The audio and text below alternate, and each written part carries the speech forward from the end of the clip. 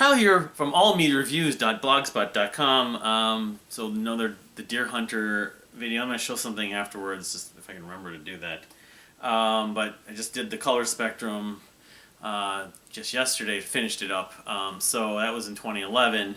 So then, since I'm doing this one chronologically, unlike some of the other ones, the Kevin Gilbert and Marillon one, that would be 2013's Migrant. Wearing the shirt today. So came out actually on April 2nd, 2013. So, oh, that's no bueno.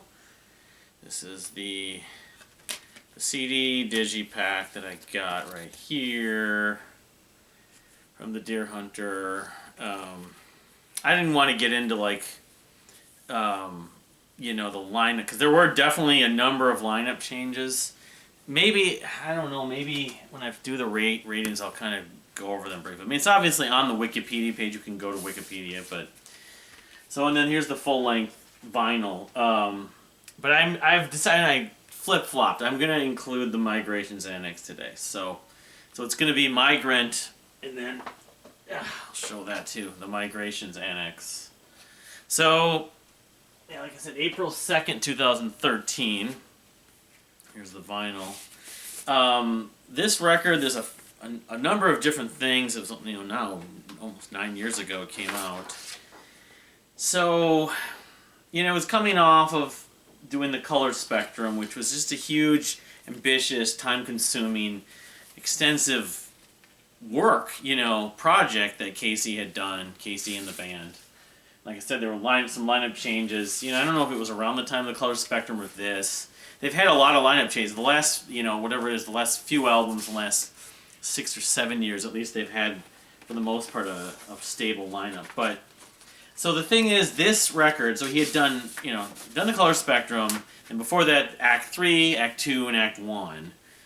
And even you could say, well, the misleading demos and Casey Crescendo's experience with Receiving and Servants, he'd done all this conceptual work, you know, and in a world, the whole Acts idea was a big concept in a whole universe, multiverse world. He was writing music and lyrics, of course. And then the color spectrum, which wasn't part of that, but was part of another concept, pretty big, and sort of still in a way limiting the whole approach to the songwriting and songs to, you know, so it was within the confines of another concept. So the whole thing with this one was, it was no concept. I remember reading an interview with him. I thought that was why he was so happy to write this record, because he felt so bogged down. It was even around the time of Act 3, like even before Act 3 came out, or around the time, he felt like so constricted, you know, suffocated, you know, I don't know if that's the right word. Basically, he felt the confines of writing music in this style to be limiting, and he didn't really feel all that comfortable doing it. So this was his basically anti-concept albums, or no concept. The concept is no concept. And I guess in some ways it's also his / the band's singer-songwriter record in a way. I mean, that's putting it vaguely, because the term quote-unquote singer-songwriter can apply to a lot of different approaches. Some people think it's just a musician, a guy often with a guitar or piano just singing, you know. But no, it's not so much. But so here's your track. I didn't show the track list very long. So I guess the thing I can say about this is that while this is probably the album I've listened to the least, and most fans probably, not most, but at least a large percentage of the fans of the Deer Hunter probably would echo that or repeat that Migrant is their least listened to album. That being said, a lot of people really love it, except it's sort of, and is it the black or brown sheep of the discography? It's definitely a record that is, I don't say polarizing, but it's definitely, I mean, uneven isn't even the best way to describe it. That's slightly how I would describe it, in that its best moments are really great, like some of the best stuff, you know, Casey Crescenzo and the Deer Hunter have done.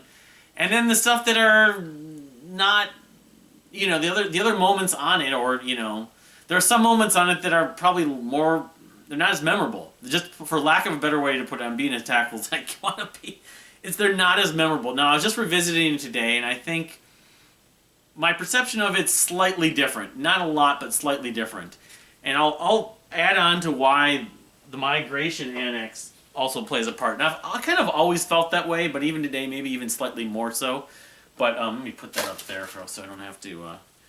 I was going to show this because I couldn't find this the other day. This is the Color Spectrum CD that I got. I tried to interrupt the whole process of Migrant, but this is... I didn't show this the other day, but I have that as well. Anyway, getting back to Migrant. So the reason why I say the best moments, like the first... I used to think it probably is the first 3 tracks, Bring You Down, Whisper, and Shame, but I would actually add an Escape on there also. And, you know, I'd say just those first 4 especially, historically from when I heard this record, were the first 3 especially, but I'd add an Escape on there. All really, like, I don't think call them bangers, but there's just a I want to use tremendous because I'm like dumpy.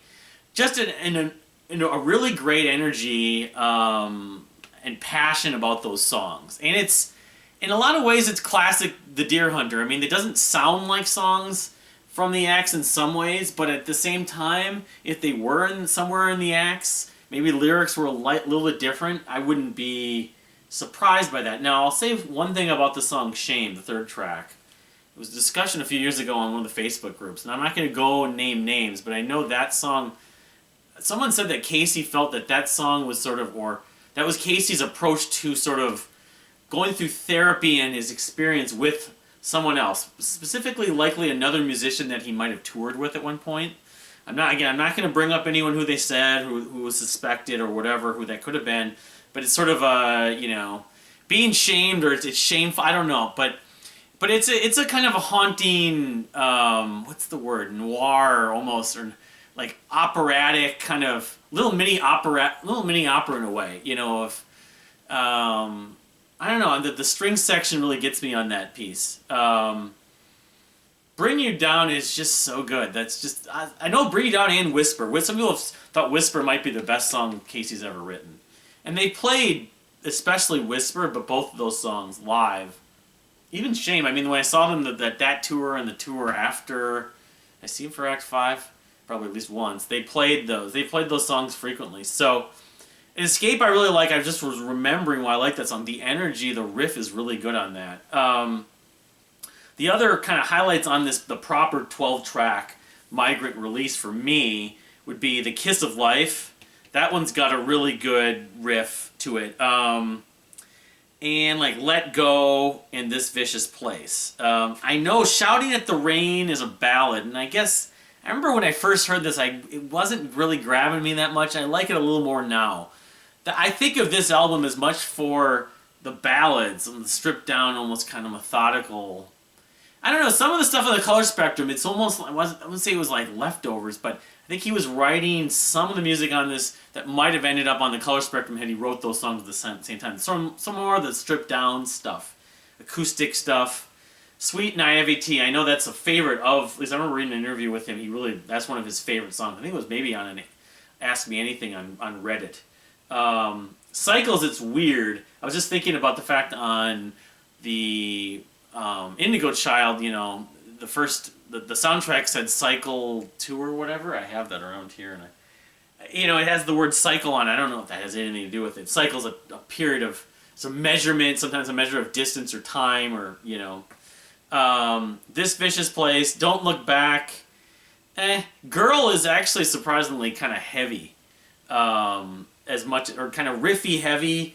For a song that typically you think Girl would be like a ballad or something like that. But yeah, I mean, Migrant is a record that I think, you know, in the grand scheme of things, it's a little lighter in the sense that it's not so bogged down by this massive amount of layers and story that you get from the Axe, and even with the Color Spectrum, it's a little less exhausting, I guess you could say, in some ways. I think that's one thing Casey was going for. He just wanted to write in albums of songs he liked, he was proud. There was not a lot to them, even though there's a lot he used in this, a lot of, you know, there's definitely strings and horns in there. But, so now I'm going to get to the Migration Annex. So, especially if you include this as part of this, like if you conclude this as one record, the way, and I think I might do that actually, the way that some of these are ranked might change a little bit, because this, while I like a lot of Migrant, this is even like the songs on this 6-track, what is an EP, I guess, 6 and there's, I'll pull it out. I love almost every track on here, like, to bits. I mean, I would put this, like, if you put this on the color spectrum, I would say this is probably as good, if not better, than everything, even Indigo. Maybe Indigo and this would be like, basically be a push. But this is 6 tracks now, so yeah, it's 3 7-inches, as opposed to on the color spectrum it was 9 10-inches. They're just black, I believe. He wasn't going for anything specific. They could have been brown, I suppose. But so my favorite song on this collection of 6 tracks, which I really love on the Migration Annex, still remains the song "Old Demon." That is just so good. The guitar riff and the kind of style. It's like a heavy ragtime thing. It's so good. That's a top 10 The Deer Hunter song easily for me. That's all. When am I spoiling what if I do it songs eventually? Maybe, I don't know. But I love that track. Dig Your Own Grave. A lot of these songs, like Dig Your Own Grave, Middle Ground. This is Dig Your Own Grave and Middle Ground. I wasn't even showing. I'm talking about Old Demons. Here's Like Crazy and Old Demons. I mean, Like Crazy, Dig Your Own Grave, and Middle Ground. Like, all those are like catchy in some way. Like Crazy is almost a power pop track. But yeah, these are just your standard black 7-inch songs. There's nothing really dramatic about the artwork, but and then the last 2 tracks, which one of them I love. The other one is probably the one track. Ironically, it's called "The Love." I don't think it's quite as good as the rest of the songs on this whole release, but I mean, it's still not bad. I'd put it on par with some of the ballads on Migrant. But Owls is the other one, and that one, I don't know why I associate that. He has a song called "Be Linus," which is a reference to Lost, which was on what was known as, I believe, the Random EP1 or Random EP2. He would during, I think it was touring for Act 3, and he was like giving out like CD burn copies of CDRs of songs that he wanted just to give out because he wanted people to hear, and he didn't want to put them online. So he called them Random EP1, Random EP2, and one of them was "Be Linus." And for some reason, I always associate Owls with that, though I don't think that they're identical. I haven't listened to "Be Linus" in a long time, but Owls has the line talking about an owl swooping down, catching mice. But it's just gorgeous. It's like a piano ballad that is... It just works in so many ways, and from a dynamic standpoint, it's subtle. It's sad in some ways. I don't know. It's almost like very cinematic in some ways. If someone should make a short film with it, it would be great. But kind of funny because we've dealt with a mouse for the last month and a half or whatever. And we could use an owl coming in here and grabbing that mouse up when it goes running my kitchen and all that stuff in my living room. So I don't know if there's anything more to the Migration Annex. I don't think so. We didn't really get a book with it. We just got the lyrics and the credits on here, you know. Anyway, so yeah, I love, you know, I know 4 of the 6 tracks, or 3 of the 6 tracks. One of them was "The Love."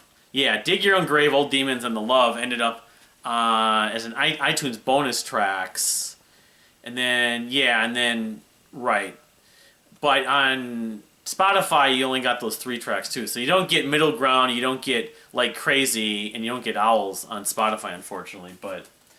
So yeah, that's kind of my spin on Migrant. Migrant / Migration Annex. You can just call it Migrant Annex. I don't know.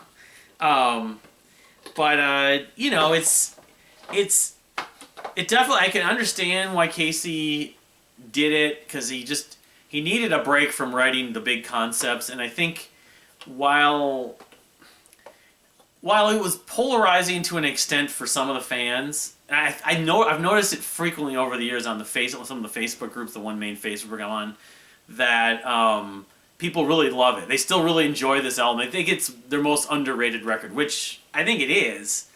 I mean, if he wrote they've written whatever it is, 8 records at this point, if I'm including EPs and stuff. Yeah, the 5 acts, it's color spectrum, and the 7, or even include all you should be EP. All should be. I would say if you had non-concept albums throughout their whole catalog, the Deer Hunter, Migrant.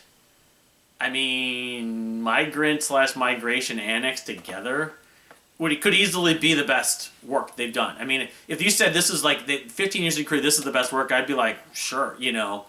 But that's kind of the stand of the Deer Hunters put, is that they've almost not a flawless catalog, but it's pretty polished. I remember thinking, you know, what bands have got like the most consistent catalogs in their history, and the Deer Hunter, because I consider Migrant still a pretty good record. If you include Migration Annex with it, the Deer Hunter are one of, if not, they're in the top 5 for sure.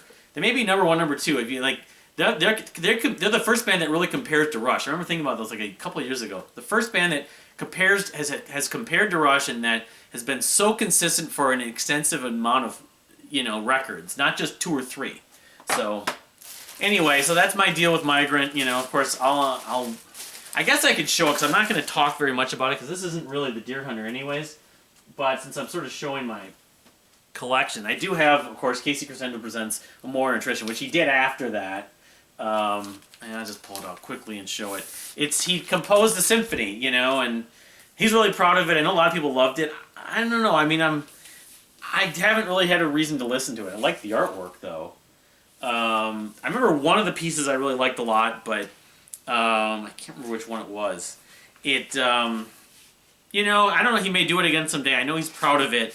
I know it took a lot of money. He like had a dream to do this. The standard black vinyl. So, but this isn't the Deer Hunter. This is just what Casey did right after. I think it kind of, you know, I think there's a reasonable. It's reasonable to say that he did this. He did the Axe records after this, because he got this out of his system, because he always wanted to. So it's like basically the fans helped him do this, so his gift to the fans was, I'll finish up the Axe. So, which in a way he has, in a way he might not have, because Act 6 we still don't know about. It may come out as some sort of film. But, yeah, there's the labels. You got the Amour Attrition labels. But anyway, but yeah, next I'll be looking to do Act 4 rather, which is a big record. Some interesting thoughts about it. I'm looking forward to listening to it again. But I wanted to show one last thing that I was thinking about the other day, and I didn't get around to it. I found this, and this is, I'll admit that this is largely archive stuff, so it's a lot of stuff that was published previously, but Classic Rock Magazine, or from the archives of the Prog Rock, they did a thing on Marillon. This is long before the news about An Hour Before It's Dark came out. These are like some more recent interviews. I don't even know if they're since COVID, but I'll just flip through it. It's a lot of published articles from the last decade, maybe since Prog Magazine, and I've only read through a little bit of it. They rank top, you know, I think it's 75 Marillon songs, and I think I counted there were at least a dozen songs on the list. Those top 50. This was voted on. There were at least a dozen songs on this list that would never make my list. But you know, the gist of my favorites are still in here, of course. But anyway, it's kind of funny because I was just doing a thing on Rush just yesterday. They're doing top 75. Oh, there we go. The Great Escape.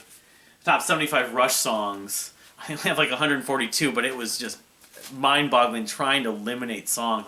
I hate ranking songs. I'm much better at ranking albums than songs. But anyway, what's your take on Migrant / the Migration Annex? Do you think it's underrated? Has it grown? Maybe over the years it's kind of grown a little bit. I think part of it is it's an uneven record in some sense, in that there's the stuff that's really energetic is great. The stuff that's more stripped down is sort of some work better than others. Some songs work better than others. I think maybe from a production standpoint and from a just sort of aging, you know, with a clear mind, I can understand why some people might like it more now than when it came out. I think, you know, some songs like off of Act 5, Light, and some of these kind of, you compare some of the color spectrum stuff and this stuff, you can see how it's sort of, it's connected in some ways, even though it's not part of the concept of the color spectrum or the Act series. But anyway, like I said, what's your take on that? Thank you for watching. We'll see you next time.